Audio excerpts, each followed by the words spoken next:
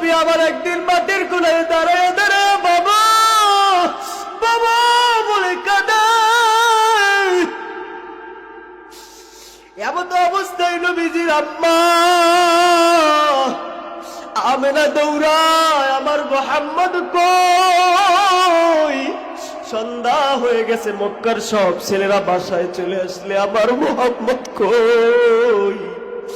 নবীর মা দৌড়ে মক্কার ছোট্ট ছোট্ট বাচ্চাদেরকে ডাক দিয়া বলে, ও মক্কার সন্তানেরা, আমার মুহাম্মদকে তোমরা দেখছো নি? মক্কার ছোট্ট ছোট্ট বাচ্চারা ডাক দিয়া বলে, মুহাম্মদকে তো চিনি না, তবে ওই মাঠের কিনারায় দাঁড়াইয়া কে যেন বাবা বাবা বলে কাঁদে। আমার জানা নাই কে বাবা হারাইতি। মানুষের জীবনের 2 নম্বর বিপদ কবর। ওই কবরের মধ্যে কার বাবা ঘুমায়? নবীজির মা দৌড়ে আইসা দেখে মুহাম্মদ মাঠের কোনায় দাঁড়াইয়া দাঁড়াইয়া চোখের পানি ঝরায়।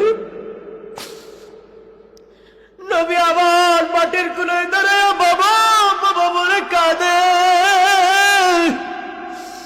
নবীজির আম্মা ডাক দিয়া বলে, মুহাম্মদ তুমি কেন মাঠের কোনায় দাঁড়াইয়া কাঁদো বাবা?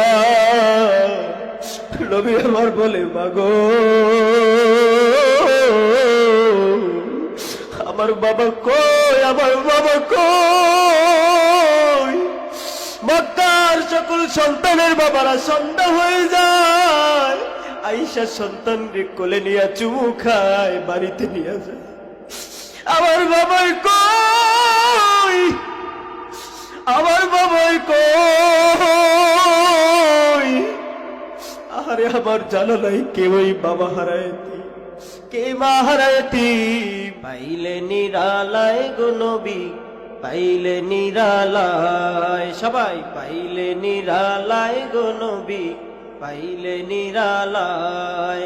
2 কদমে চুমু খাবো, 2 কদমে চুমু খাবো, চরণ ধুলি মাখবো গায়ে। পাইলে নিরালায় গো নবী, পাইলে নিরালায়, পাইলে নিরালায় গো নবী। দয়াল নবী কত দূরে, লোহিত সাগরের তীরে। দয়াল নবী কত দূরে, লোহিত সাগরের তীরে। মদিনারি সোনার ঘরে, মদিনারি সোনার ঘরে আছেন যিনি সর্বদাই। পাইলে নিরালায় গো নবী, পাইলে নিরালায়, পাইলে নিরালায় গো নবী, পাইলে নিরালায়। উম্মতি উম্মতি বলে কাঁদলেন নবী জীবন ভরে। বলেন না আল্লাহু আকবার। এখনো কান্দেন নবী, এখনো কান্দেন নবী, পাপী উম্মতের মায়ায়। পাইলে নিরালায় গো নবী, পাইলে নিরালায়, পাইলে নিরালায় গো নবী, পাইলে নিরালায়। 2 কদমে চুমু খাবো, 2 কদমে চুমু খাবো, চরণ ধুলি মাখবো গায়ে। পাইলে নিরালায় গো নবী, পাইলে নিরালায় গো নবী, পাইলে নিরালায়। আলহামদুলিল্লাহ, কান্দিপাড়া গ্রামবাসীর উদ্যোগে আয়োজিত আজকের এই তাফসিরুল কুরআন মাহফিলের সম্মানিত সভাপতি, সম্মানিত প্রধান অতিথি, বিশেষ অতিথিবৃন্দ, আমার সামনে বসা এলাকার ধর্মপ্রাণ মুসল্লি বাবারা, পর্দার আড়ালে অবস্থানরত আমার আবেদা সলেহা মা ও বোনেরা, সবাইকে আমি সালাম দিচ্ছি। আসসালামু আলাইকুম ওয়া রাহমাতুল্লাহি ওয়া বারাকাতুহু। আমাদেরকে আল্লাহ তাআলা রব্বুল আলামিন অত্র এলাকার মধ্য থেকে হাজার হাজার ধর্মপ্রাণ মুসল্লিদের, মুসলমানদের মধ্য থেকে আপনাকে আমাকে আজকে এই পবিত্র একটা ময়দান, কুরআনের ময়দান, এই ময়দানে আপনাকে আল্লাহ তাআলা রাব্বুল আলামিন এসে কিছু আলোচনা শোনা এবং বলার মতো তৌফিক দান করেছেন। আমরা সকলে ওই রবের উপরে উচ্চ আওয়াজে জবান খুলে অন্তরস্থল থেকে নিয়ামতের শুকরিয়া আদায় করি, আলহামদুলিল্লাহ। লক্ষ কোটি দুরুদ সালাম আখেরি জামানার নবী, নবীদের নবী, আপনার আমার নবী, দো জাহানের সর্দার জনাবে মুহাম্মদুর রাসূলুল্লাহ সাল্লাল্লাহু আলাইহি ওয়াসাল্লামের উপর। সম্মানিত হাজিরিন, আল্লাহ তাআলা রাব্বুল আলামিন আপনাকে আমাকে এই ময়দানে আসার মতো বসার মতো তৌফিক দান করছেন। এই কারণে আপনারা খুশি না বেজার?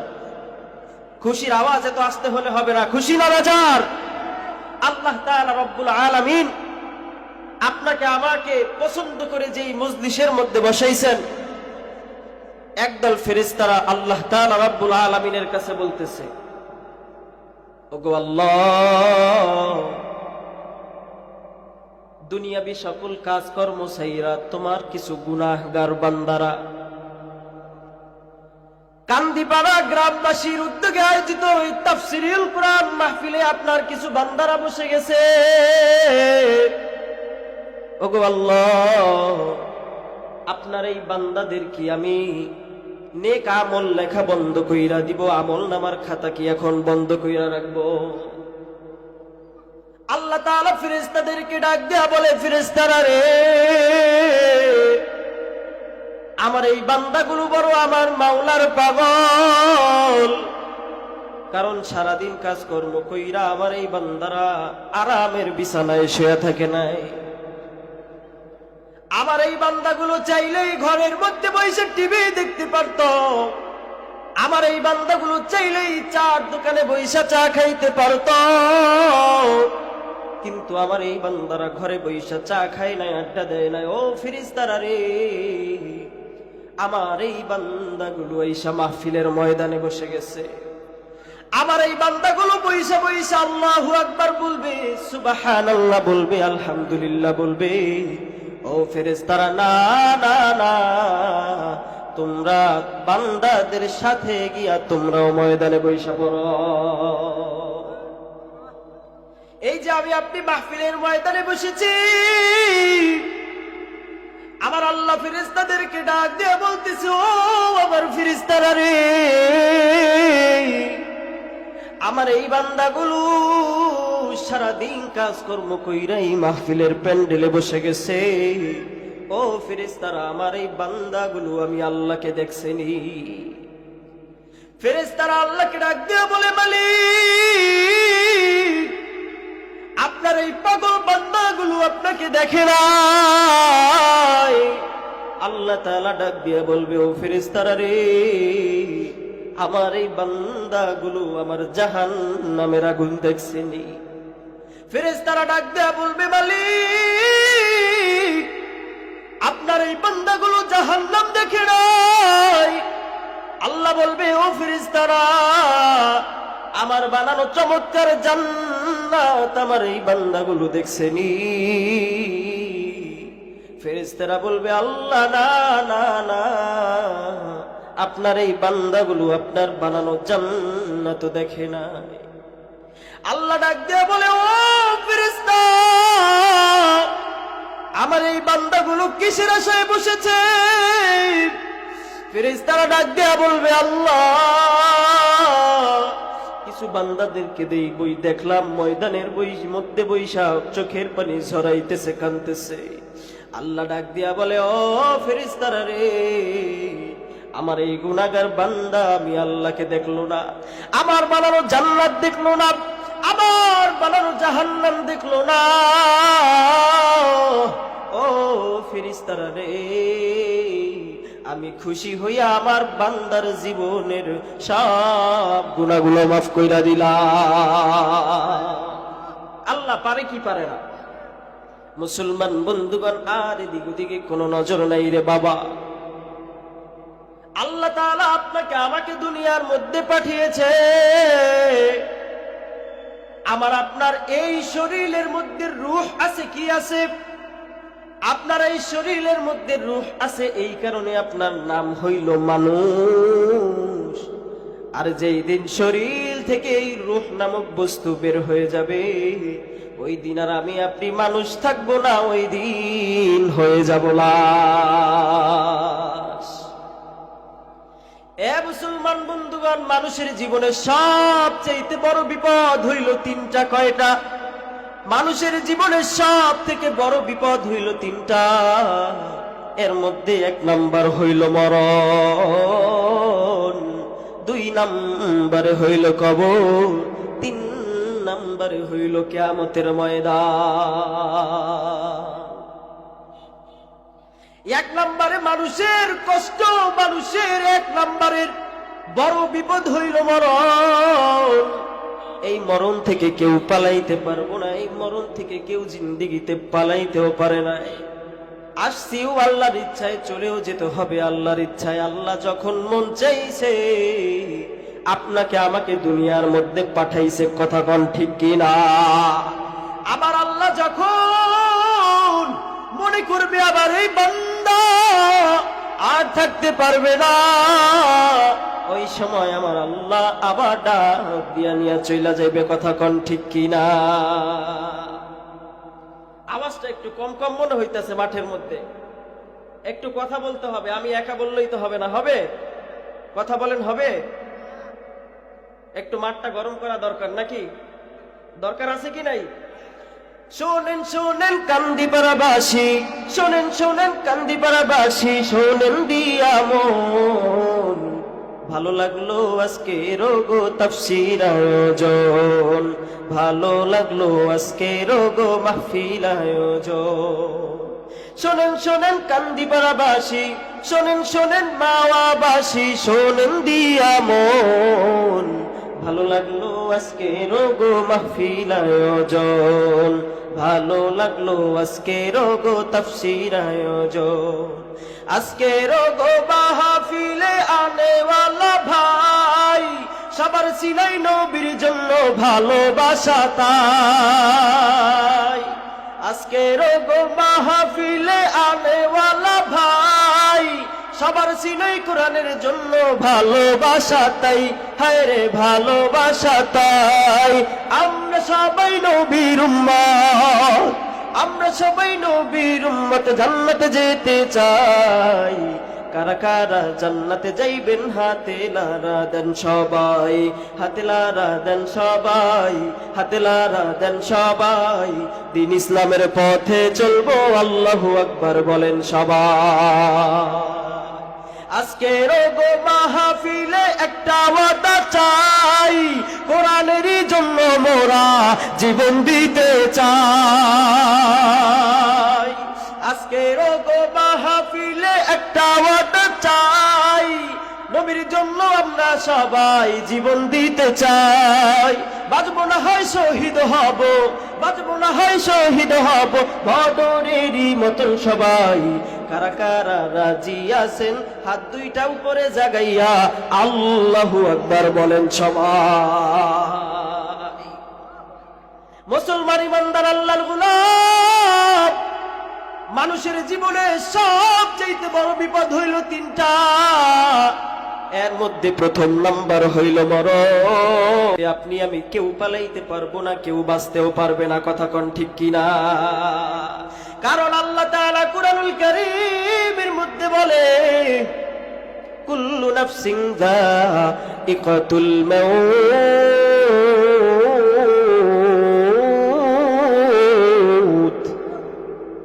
আল্লাহ তাআলা রব্বুল আলামিন বলে, ও আমার বান্দা বান্দি, তোমরা কি মনে করেছো আমি আল্লাহ তোমাদেরকে দুনিয়ার মধ্যে পাঠাইছি? এই দুনিয়া কি চিরদিন থাকার জায়গা? এই দুনিয়া চিরজীবন থাকার জায়গা না। আমি আপনি এই দুনিয়ার মধ্যে এসেছি, এই দুনিয়াকে ছেড়ে আবার পরপর কবরের মধ্যে চলে যেতে হবে, মৃত্যুর স্বাদ গ্রহণ করতে হবে। মুসলমান, এই মৃত্যু থেকে কেউ পালাইতে পারে না।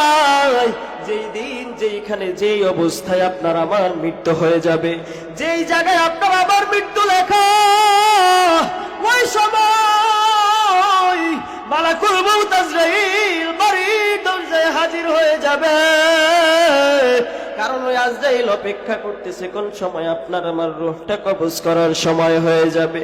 পয়গম্বর সুলাইমান আলাইহিস সালামের জমানায় একজন উজির ছিল। একদিন আজরাইল মুসাফিরের বেশে পয়গম্বর সুলাইমান আলাইহিস সালামের কাছে আসছে। পয়গম্বর সুলাইমান ডাক দিয়া বলতেছে, আজরাইল রে। দীর্ঘক্ষণ পর্যন্ত আজরাইলের সঙ্গে সুলাইমান আলাইহিস সালাম কথা বলছে।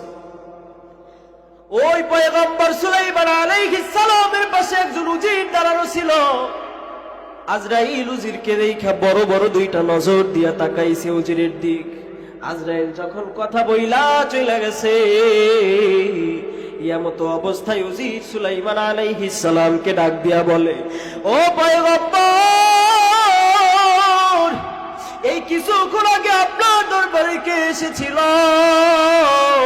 পয়গম্বর সুলাইমান ডাক দিয়া বলে, উজির, কিছুক্ষণ আগে আমার দরবারে আর কেউ নাই, দুনিয়ার আর কেউ নয়, মা হাজা মালাকুল মউত। কিছুক্ষণ আগে আমার দরবারে আজরাইল আসছিল। এবার সুলাইমান আলাইহিস সালাম উজিরকে যখন বলল, উজির, আমার দরবারে কিছুক্ষণ আগে আজরাইল আসছে। এবার ওই উজির ডাক দিয়া বলতেছে, পয়গম্বর, ভালো কথা, কিছুক্ষণ আগে আপনার দরবারে উজির আসছে কেন? আমার দিকে বড় বড় নজর দিয়ে আজরাইল তাকাইছে। ও পয়গম্বর, আমার অন্তরের মধ্যে ভয় ঢুকে গেছে, আমি আর আপনার দরবারের মধ্যে থাকতে চাই না। কিছু দূরে একটা সাগর আছে, ওই সাগরের মধ্যে একটা ফাঁকা দ্বীপ আছে যেখানে কোনো মানুষ থাকে না। আমি আর এই দুনিয়ার মধ্যে থাকতে চাই না, এই জায়গায় থাকতে চাই না, ওই দ্বীপের মধ্যে আমাকে গিয়া রাইখা আসেন। এবার পয়গম্বর সুলাইমান আলাইহিস সালামকে আল্লাহ তাআলা কিছু বাদশাহী দান করছিল, যেই বাদশাহীগুলো দুনিয়ার কোনো মানুষকে দেয় নাই। এবার পয়গম্বর সুলাইমান বাতাসকে ডাক দিয়া বলতেছে, বাতাস, আমার এই উজিরকে নিয়ে যাও, ওই দ্বীপের মধ্যে গিয়া রাইখা আসো। পয়গম্বর সুলাইমানের কথা শুই না বাতাস উজিরকে নিয়ে সেই দ্বীপের মধ্যে চলে গেল। দ্বীপের মধ্যে রাইখা আসার পর কিছুদিন পরে আবার পয়গম্বর সুলাইমানের সঙ্গে আজরাইলের দেখা হয়ে গেছে। আজরাইল বলতেছে, ও পয়গম্বর, কিছুদিন আগে আপনার দরবারে আমি এসেছিলাম। এবার সুলাইমান আলাইহিস সালাম ডাক দিয়া বলতেছে, ভাই আজরাইল, কিছুদিন আগে তুমি আমার দরবারে আসছিলা, ভালো কথা, আমার পাশে যে উজিরটা দাঁড়ানো ছিল ওর দিকে কেন তুমি বড় বড় নজর দিয়ে তাকাইছো? আজরাইল ডাক দিয়া বলতেছে, পয়গম্বর, আমি কেন তার দিকে বড় বড় নজর দিয়ে তাকাইছি জানেননি? সুলাইমান আলাইহিস সালাম বলে, আজরাইল, না না। আজরাইল ডাক দিয়া বলতেছে, পয়গম্বর, আপনার পাশে যে উজির ওই সময় দাঁড়ানো ছিল, আমি তাকে দেখি আমার হাতে ওই উজিরের মৃত্যুর পরোয়ানা চলে এসেছে। কিছুক্ষণ পরে এইখান থেকে অনেক দূর একটা দ্বীপের মধ্যে আপনার উজিরের মৃত্যু হয়ে যাবে।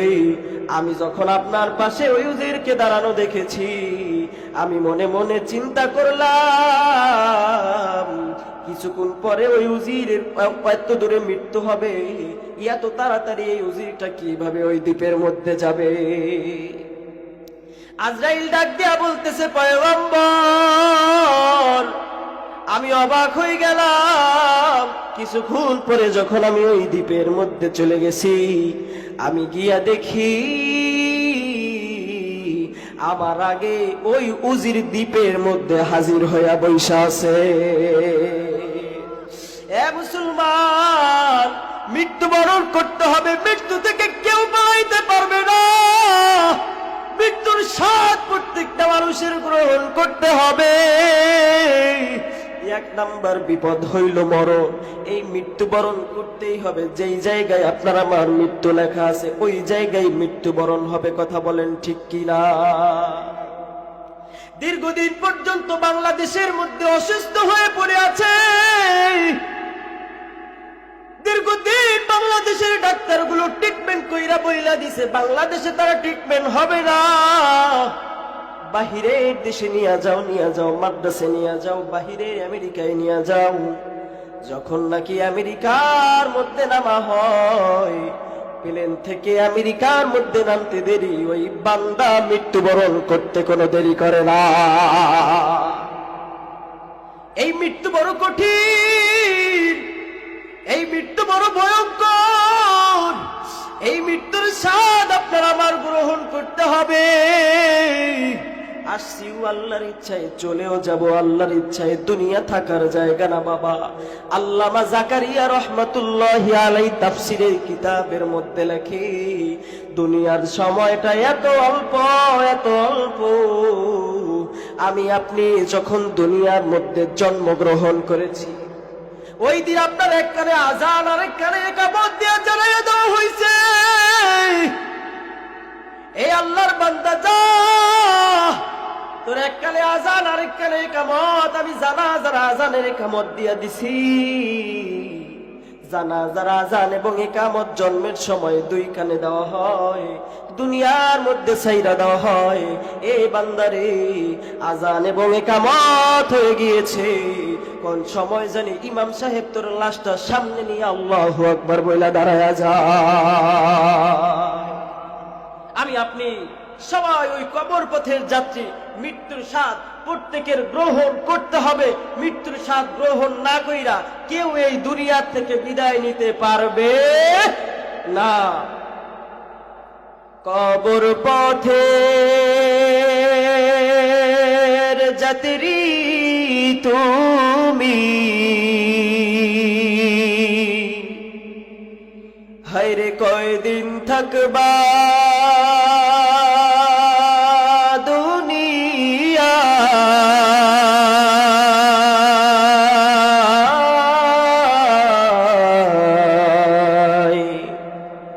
আজরাইল তো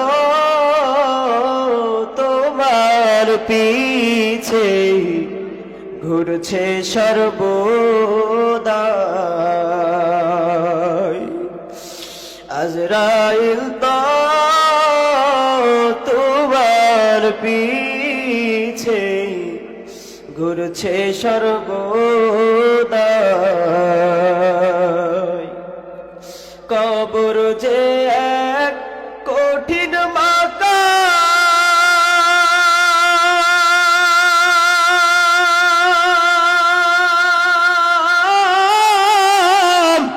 আরে খাইবে ধরা পাপী তামাম, সংসতরি করার মতো, সংসতরি করার মতো জায়গা সে তো নয়।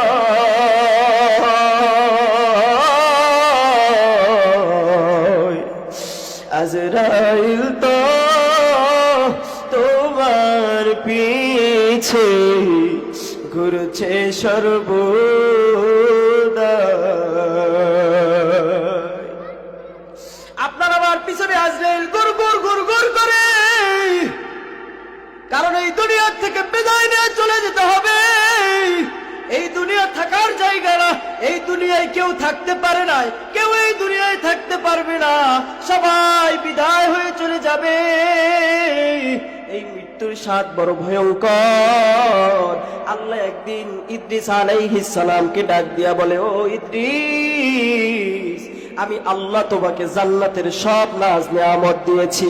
ও গো ইদ্রিস, এত নাজ নিয়ামত পাওয়ার পর তোমার মনে কোনো ব্যথা, তোমার মনে কোনো কষ্ট, তোমার মনে এখনো পরিমাণ কোনো কষ্ট আছে নি? ওই দিন ইদ্রিস আল্লাহকে ডাক দিয়া বলে, আল্লাহ,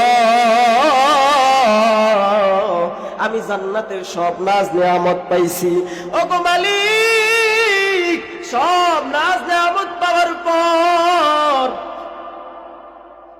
এতক্ষণ সব নাজ নিয়ামত পাওয়ার পরেও আমার মনে একটা কষ্ট এখনো পর্যন্ত আছে।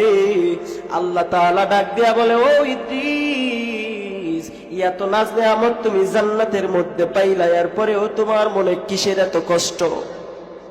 ইদ্রিস আলাইহিস সালাম আল্লাহকে ডাক দিয়ে বলে, মালিক, আমার মনে কষ্ট হইল যেই দিন আমি দুনিয়া থেকে বিদায় হয়ে চলে গেছি, দুনিয়া থেকে যেই দিন বিদায় হয়েছি, ওগো আল্লাহ, ওই দিন আমার এত পরিমাণ কষ্ট হয়েছে। আজরাইলে থাবাই, আমি জান্নাতে আইসা এত নাজ নেয়ামত পাওয়ার পরেও আমি ওই থাবার কথা এখনো ভুলতে পারি না। আল্লাহ তাআলা আজরাইলকে ডাক দিয়ে বলে, আজরাইল, তুমি ইদ্রিসের জানটা কিভাবে কবজ করছিলা? আজরাইল ডাক দিয়া বলে, আল্লাহ, একটা বাচ্চা যেমন মায়ের কোলের মধ্যে দুধ পান করতে করতে ঘুমায়া যায়, ইদ্রিস আলাইহিস সালামের জানটাও আমি এমন স্বাভাবিকভাবে কবজ করছি। একটু চিন্তা কইরা দেখেন বাবা, এই মৌতের যন্ত্রণা এত কষ্ট, এই মৌতের যন্ত্রণা এত কঠিন। এ মুসলমান, এ যুবক, এ পর্দার আলের মা, এখনো কি সময় হয় না? দেখতে দেখতে দেখতে দেখতে 2024 সাল শেষ হয়ে যাইতেছে। একটু হিসাব নিকাশ মিলাইয়া দেখো, এই 24 সাল শেষ হয়ে আমি আপনি 25 সালে পা রাখতেছি। একটা বছর চলে গেল, এই একটা বছরের মধ্যে ওই কবরে যাওয়ার কি সামান আমি আপনি তৈরি করেছি? মানুষের জীবনে সব থেকে বড় বিপদ তিনটা, এর মধ্যে 1 নম্বরে মরণ। এই মরণ থেকে কেউ পালাইতে পারবে না। মরণ থেকে যতই পালাও, মরণ তোমায় লইবে ঘিরি, যদিও সেথা আসমানে লাগায়া রাখো তুমি সিঁড়ি। এই মরণ বড় কঠিন, এই মরণ বড় যন্ত্রণাদায়ক। দেখেন তো বাবা, চোখ থেকে একটা ফোঁটা পানি আপনি আমি ফেলাইতে পারি কিনা? কারণ মুসলমান, এই চোখের পানি কাজে লেগে যাবে ওই দিন। মানুষের জীবনে 2 নম্বর বিপদ কবর। এই কবরে গেলে এই চোখের পানি কাজে লেগে যাবে। এ মুসলমানে, যুবকে, বৃদ্ধ বাবা, এই পর্দার আলের মা, দেখেন একটা ফোঁটা চোখের পানি চোখ থেকে ফেলাইতে পারেন কিনা? নবী আমার বলে, আল কবরু রাউযাতুম মিন রিয়াদিল জান্নাহ আও হুফারাতুম মিন হুফারিন নার। ও আমার উম্মতেরা, এই কবরটারে শুধু তোমরা মাটির ঘর মনে করিও না।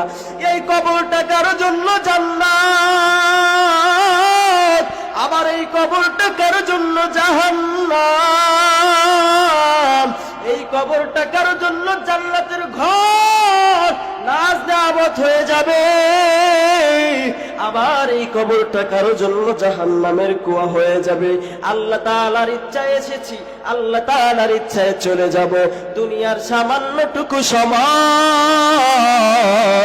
এই সামান্যটুকু সময় যদি আমি আপনি আল্লাহর ইচ্ছায় না চলে কবরে যাই, ওই কবরটা আপনার আমার জন্য জাহান্নাম হয়ে যাবে। কথা বলেন ঠিক কি না? 2 নম্বর বিপদ হইল কবর। এই কবর এত কঠিন। নবী আমার তার কলিজার টুকরা মেয়ে ফাতিমাতুজ জোহরা রাদিয়াল্লাহু তাআলা আনহাকে বলে, ইয়া ফাতিমাতু ইনকিযি নাফসাকি মিনান নার। ও আমার কলিজার টুকরা ফাতিমা, এই কবর এত কঠিন, এই কবর কেন কোনো পরিচয় নেয় না? এই কবর কারো কাছ থেকে কোনো পরিচয় নিবে না। এই কবর জিজ্ঞেস করবে না তুমি কার মেয়ে, তুমি আমি মুহাম্মদের মেয়ে। তোমার পরিচয় কবর নিবে না। তুমি হাসান হুসাইনের মা, যে হাসান হুসাইন জান্নাতের যুবকদের সর্দার, এই হাসান হুসাইনের পরিচয় কবরে নিবে না। তুমি হযরত আলীর স্ত্রী, এই পরিচয় তোমার কবরে চলবে না। ওই কবর চলবে শুধুমাত্র 1 নম্বরে তোমার নেক আমল নিয়ে যদি কবরে যাইতে পারো, ওই কবরটা তোমার সঙ্গে ভালো আচরণ করবে। আর যদি গুনাহ নিয়ে কবরে যাও, নবী আবার একের আঙ্গুলে আর হাতের মধ্যে ঢুকে বলে, ওই কবরের 2 পার্শ্বের মাটির চাল এত কঠিন, জাহান্নামীদের এক পাজরের হাড্ডিগুলো আরেক পাজরের মধ্যে ভাঙ্গিয়া চুরিয়া ঢুকিয়া যাইবে। একটা না দুইটা না 70 থেকে 99টা সাপ, যেই সাপের লেজ থাকবে আসমানে, মাথা থাকবে জমিনে। নবী আবার বলে, উম্মত, এই একটা ফোঁটা বীজ যদি দুনিয়ার মধ্যে পড়ে, দুনিয়ার সব গাছপালাগুলো পুড়িয়া ছাই হয়ে যাইবে মুহূর্তের মধ্যে। এই একটা না দুইটা না 99টা সাপ। অন্য এক রিওয়ায়াতের মধ্যে নবী করিম সাল্লাল্লাহু আলাইহি ওয়াসাল্লাম বলেন, এই বাচ্চারা তোমরা থামো, কথা বলো না।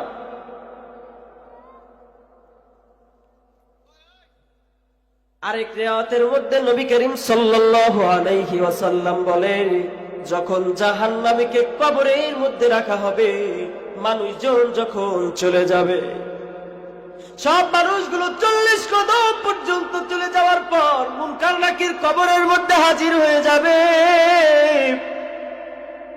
ওই সময় প্রশ্ন করবে, মান রব্বুকা ওয়া মা দীনুকা ওয়া মান নাবিয়্যুক, তোমার রব কে, তোমার দিন কি, তোমার নবী কে? ওই দিন যদি আমি আপনি ওই প্রশ্নের জবাব না দিতে পারি, ওই দিন কবরটা হয়ে যাবে জাহান্নাম।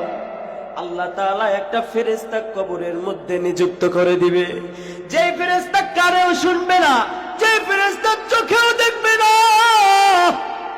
আল্লাহ তাআলা কবরের মধ্যে একটা হাতুড়ি ওই ফেরেশতার হাতে দিয়ে দিবে।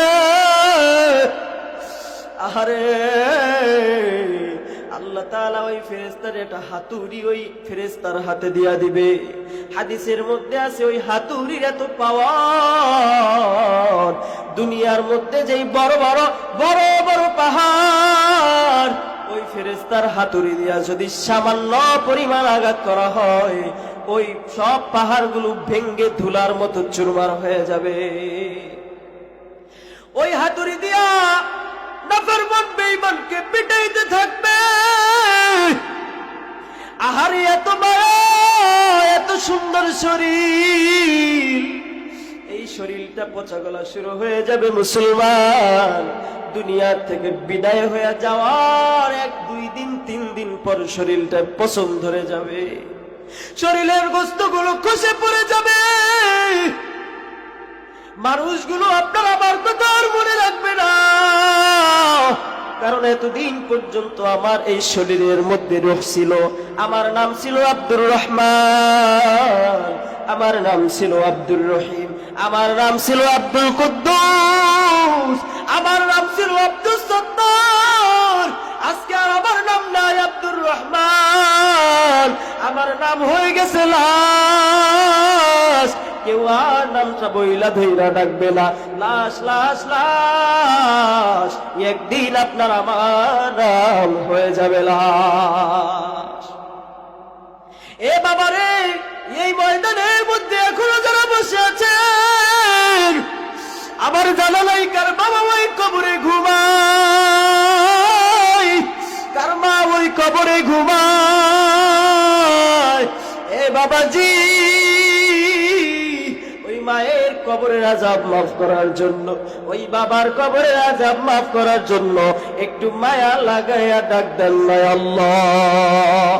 আর কারো দিকে কোন নজর নাই রে বাবা, চক্ষুটা বন্ধ কইরা মাথাটা নিচের দিকে ঝুঁকাইয়া দেন, একটু চিন্তা কইরা দেখেন বাবা, ওই বাবাকে রাইখা আসলেন কবরের মধ্যে,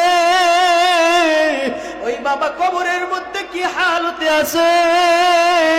কার বাবা যেন ওই কবর থেকে ডাক দিয়া বলে, সন্তান, মাহফিলের ময়দানে গেলি, আমি বাবার কবরের মধ্যে জাহান্নামের আগুন, আমি মায়ের কবরের মধ্যে বড় বড় সাপ। এ বাবা, আমার চেহারাটাও কে মনে পড়ে না, আমার কি এত তাড়াতাড়ি বলে গেছো। আমার জানা নাই কার মা নাই, আমার জানা নাই কার বাবা নাই। 10 বছর হয়ে গেল বাঁশবাগানের মধ্যে রাইখা আসছি আল্লাহ, 20 বছর হয়ে গেল বাঁশবাগানের মধ্যে রাইখা আসছি। এ বাবা গো, দেখেন ওই বাবার কথা মনে কইরা, মায়ের কথা মনে কইরা একটা ফোঁটা চোখের পানি ঝরাইতে পারেন কিনা? একটা ফোঁটা যদি পানি পড়িয়া যায়, এই চোখের পানির উসিলায় আপনার আমার বাবার কবরের আযাব মাফ হয়ে যাইতে পারে। নবী আমার বলে, উম্মত কান্দিয়া কান্দিয়া কবরে আসো, কারণ ওই খবর কারো কোনো পরিচয় নেয় না। কান্দিয়া কবরের মধ্যে আসো উম্মত, কারণ এই কবর এত কঠিন। এ বাবা দেখেন, একটা ফোঁটা চোখের পানি চোখ থেকে বাহির হয় কিনা? এই চোখ থেকে যদি একটা ফোঁটা পানি পড়ে যায়, খবরদার কেউ রুমাল দিয়া মুছবেন না, খবরদার কেউ টিস্যু দিয়া মুছবেন না। নবী আমার বলে, উম্মত কান্না না আসলেও কান্নার ভান ধরো, এরপরেও আমার মালিক তোমার জীবনের গুনাহ মাফ করে দিবে। এ বাবা রে, দেখেন একটা ফোঁটা চোখের পানি চোখ থেকে বের হয় কিনা? আহারে কার বাবা নাই, কার মা নাই, আমার জানা নাই, বাবা মা হারা বড় এতিম। আমার নবীও তো বাবা হারা মা হারা এতিম। নবী আমার একদিন মাটির কোনায় দাঁড়ায় দাঁড়ায় বাবা বাবা বলে কাঁদে। এমন অবস্থায় নবীজির আম্মা আমেনা দৌড়ায়, আমার মুহাম্মদ কই? সন্ধ্যা হয়ে গেছে, মক্কার সব ছেলেরা বাসায় চলে আসলে আমার মুহাম্মদ কই? নবীর মা দৌড়ে মক্কার ছোট্ট ছোট্ট বাচ্চাদেরকে ডাক দিয়া বলে, ও মক্কার সন্তানেরা, আমার মুহাম্মদকে তোমরা দেখছো নি? মক্কার ছোট্ট ছোট্ট বাচ্চারা ডাক দিয়া বলে, মুহাম্মদকে তো চিনি না, তবে ওই মাঠের কিনারায় দাঁড়াইয়া কে যেন বাবা বাবা বলে কাঁদে। আমার জানা নাই কে বাবা হারাইতি। মানুষের জীবনের 2 নম্বর বিপদ কবর। ওই কবরের মধ্যে কার বাবা ঘুমায়? নবীজির মা দৌড়ে আইসা দেখে মুহাম্মদ মাঠের কোনায় দাঁড়াইয়া দাঁড়াইয়া চোখের পানি ঝরায়। নবী আবার মাঠের কোনায় দাঁড়াইয়া বাবা বাবা বলে কাঁদে। নবীজির আম্মা ডাক দিয়া বলে, মুহাম্মদ তুমি কেন মাঠের কোনায় দাঁড়াইয়া কাঁদো বাবা? নবী আমার বলে, মাগো আমার বাবা কই, আমার বাবা কই? মক্কার সকল সন্তানের বাবারা সন্ধ্যা হয়ে যায়, আয়েশা সন্তানকে কোলে নিয়ে চুমু খায়, বাড়িতে নিয়ে যায়।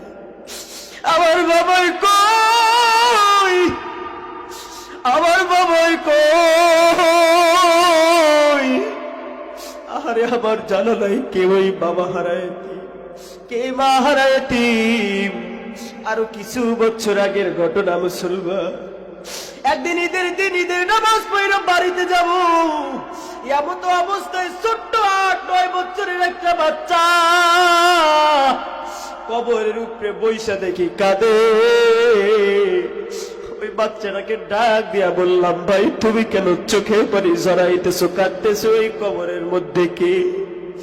ওই 8-9 বছরের বাচ্চাটা ডাক দিয়া বলে, ভাই আমি দুনিয়াতে আসার পর আমার বাবা বিদায় হয়ে গেছে, আমার মা আমাকে কত কষ্ট কইরা লালন পালন করছে। আমার মায়ের ইচ্ছা ছিল আমি কোরআন পড়বো, আমি হাফেজ হব, আমার মা দেখবে, কিন্তু আমি এত বড় কপাল পোড়া, মাদ্রাসায় ভর্তি করে দিয়া আমার মা দুনিয়া থেকে বিদায় হয়ে চলে গেছে। আমি আজকে কোরআনের হাফেজ হইছি, আমার মাকে দেখাইতে পারি না, আমার বাবাকে দেখাইতে পারি নাই। ওই মা কবরের মধ্যে বৈশাখ কাঁদে আর বলে, সন্তান আমার জন্য একটু চোখের পানি ধরাইয়া দোয়া কর, আমি কবরের মধ্যে ভালো নাই। এ বাবা, এই কবরের আযাব বড় কঠিন। মানুষের জীবনে সবচেয়ে বড় বিপদের 3 নম্বর বিপদ হইল ওই কঠিন কিয়ামতের ময়দান। যেই দিন এই মা, যেই দিন এই বাবা, যেই দিন এই ভাই কেউ আপনার থাকবে না, দুনিয়ার মানুষগুলো বিদায় হয়ে যাবে। আল্লাহ আজরাইলকে ডাক দেয়া বলবে, আজরাইল দুনিয়ার মধ্যে এখনো পর্যন্ত কে কে জীবিত আছে? ওই দিন আজরাইল আল্লাহকে ডাক দিয়া বলবে, মালিক একটু মারা লাগাইয়া ডাক দেন না আল্লাহ, আরো একটু জোরে ডাক দেন আল্লাহ। দেখেন বাবা, একটা ফোঁটা চোখের পানি চোখ থেকে পড়ে কিনা। আজরাইল আল্লাহকে বলবে, আল্লাহ দুনিয়ার সব মানুষ বিদায় হয়ে গেছে, সব কিছু দুনিয়া থেকে চলে গিয়েছে, শুধুমাত্র আমি আজরাইল আর আমার 3 জন কলিগ মিকাইল, ইসরাফিল, জিব্রাইল, আমরা মাত্র এই 3-4 জন এখনো পর্যন্ত দুনিয়ায় জীবিত আছি। আল্লাহ তাআলা ডাক দিয়া বলবে, ও আজরাইল যাও যাও, মিকাইল, ইসরাফিল, জিব্রাইল থাকতে পারবে না, ওদের রূহটা কবজ করে নিয়ে আসো। আজরাইল আল্লাহ তাআলার কথা শুই না, লম্বা ঘটনা, 3 জনের রূহ কবজ করে নিয়ে আসবে। আল্লাহ তাআলা আজরাইলকে বলবে, আজরাইল রে, দুনিয়ার মধ্যে এখনো কে কে জীবিত আছে গো? আজরাইল ডাক দিয়া বলবে, আল্লাহ দুনিয়ার মধ্যে এখনো জীবিত আছি একমাত্র তুমি আল্লাহ আর আমি আজরাইল। আল্লাহ তাআলা বলবে, আজরাইল তুইও দুনিয়ায় থাকতে পারবি না, তোর দুনিয়া থেকে বিদায় হয়ে চলে যেতে হবে। আজরাইল আল্লাহর সামনে দাঁড়ায় আল্লাহকে বলবে, মালিক রে, আমাকে একটু কি সাথ দেওয়া যায় না? আমি আজরাইল জানি মওতের কত কষ্ট, কারণ আমি দেখেছি মানুষের জীবনের মরণের কত কষ্ট। ওগো আল্লাহ, আমাকে কি একটু মাফ করা যায় না, রুখসাত দেওয়া যায় না? আল্লাহ বলবে, আজরাইল রে, না না না, তোর বিদায় হয়ে চলে যেতে হবে। আজরাইল আল্লাহকে বলবে, মালিক আমারে একটু ছাড় দাও। আজরাইলকে আল্লাহ ছাড় দিবে না। আজরাইল জমিন এবং আসমানে, জান্নাত এবং জাহান্নামের মাঝখানে দাঁড়াইবে। হাদিসের মধ্যে আছে, ওই সময় যদি দুনিয়ার কোনো মানুষ জীবিত থাকতো, আজরাইল জান্নাত এবং জাহান্নামের মাঝখানে দাঁড়ায় এমন একটা চিৎকার মারবে, দুনিয়ার মানুষ যদি জীবিত থাকতো ওই দিন সব মানুষগুলোর কান ফাইটা দুনিয়া থেকে বিদায় হয়ে যেত। আজরাইল দুনিয়া থেকে বিদায় হয়ে যাবে। আল্লাহ তাআলা তো কুরআনুল কারীমের মধ্যে জানায়া দিয়েছে, কুল্লু মান আলাইহা ফান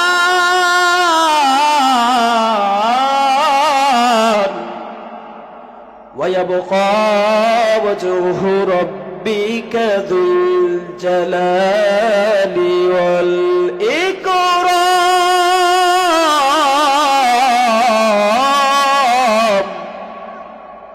কিচ্ছু বলতে কিচ্ছু থাকবে না, সব কিছু ভেঙে চুরে চুরমার হয়ে যাবে। এ মুসলমান, আজরাইল দুনিয়ার থেকে বিদায় হয়ে যাবে। আমার আল্লাহ ওই দিন আর রহমান থাকবে না, আল্লাহ হয়ে যাবে কাহার। আল্লাহ তাআলা বলবে, লিমানিল মুলকুল ইয়াউম লিল্লাহিল ওয়াহিদিল কাহার। আজকের রাজত্ব কার? কই ফিরাউন আয় আয় আয়, কই নমরুদ আয়, কই হামান আয়, কই দুনিয়ার যত রাজা বাদশারা ছিলি আয়। আজকে আমি আল্লাহর সামনে দাঁড়াইয়া তোদের বরত্ব দেখা, আল্লাহর কথা শুই না। ওই কিয়ামতের ময়দানটা থর থর থর থর করে কাঁপবে। আল্লাহ তাআলা বলবে, কই তোদের রাজত্ব আজকে আমার সামনে দেখা। নবীরা পর্যন্ত সিজদায় পড়ে বলবে, আল্লাহ আমার উপায় কি? মানুষগুলো দৌড়াইতে থাকবে পাগলের মতো। আহারে, সূর্যের তাপে জমিনটা তামার মতো হয়ে যাবে। আল্লাহ তাআলা সূর্যকে ডাক দিয়া বলবে, সূর্য তোর 12টা মুখ জমিনের মধ্যে ছেড়ে দে। সূর্য আল্লাহর কথা শুই না 12টা মুখ জমিনের মধ্যে ছেড়ে দিবে। আহারে, গর্ভবতী মায়েদের গর্ভগুলা খসিয়া যাইবে। আল্লাহ আপনি আমাদেরকে মাফ কইরা দেন। আমার এই দিক থেকে ক্ষুধার্ত জাহান্নামের আওয়াজ ডাক দিয়া বলবে, মালিক আমি জাহান্নাম বড় ক্ষুধার্ত। ওগো আল্লাহ, বাবা দেখেন একটা ফোঁটা চোখের পানি চোখ থেকে বাহির হয় কিনা। জাহান্নাম বলবে, আল্লাহ আমি বড় ক্ষুধার্ত, আমার পেটটা তুমি ভরিয়া দাও। আল্লাহ তাআলা বলবে, জাহান্নাম থামো, আমি আল্লাহ হিসাব নিকাশ নিয়া তোর পেটটা আমি ভরপুর করে দিব। মুসলমান, ওই কিয়ামতের ময়দানে মাথার 1 বিঘা উপরে সূর্য চলে আসবে। মানুষগুলোর শরীরের গায়ে এই যত গোস্ত আছে খসিয়া খসিয়া পড়িয়া যাইবে। মগজগুলো ভাতের মারের মতো টস টস টস টস কইরা ফাটতে থাকবে। আহারে, ওই দিন আমার আল্লাহর সামনে কেউ ভয়তে কোনো কথা বলবে না। আল্লাহ তাআলা তো বলেছে, ইয়াউমা ইয়াফিরুল মারউ মিন আখি ওয়া উম্মিহি ওয়া আবিহি ওয়া সাহিবাতিহি ওয়া বানি। ভাই দৌড়ায়া বোনের কাছে চলে যাবে। এ বোন, একটা নেকির জন্য আমি জান্নাতে যাইতে পারি না। বোন ওই দিন ডাক দিয়া বলবে, তুমি তো আমার ভাই না। মায়ের কাছে সন্তান দৌড়াইয়া চলে যাবে, ডাক দিয়া বলবে, মা ও মা, দুনিয়ার মধ্যে বইসা তুমি আমার জন্য কত কষ্ট করছো। একটা নেকির জন্য আমি মালিকের কাছে ধরো, একটা মাত্র নেকি দিয়ে তুমি আমাকে সাহায্য করো। ওই দিন মা সন্তানকে দেখা পালায়া যাইবে। সন্তানের কাছে মাও ভিড়বে না, বলবে, তুমি যে আমার সন্তান, আমি জানি না আমার দুনিয়ার মধ্যে বৈশা বিবাহ হয় নাই। বাবার কাছে চলে যাবে, বাবা যে একটা নেকি দিয়ে তুমি আমাকে সাহায্য করো।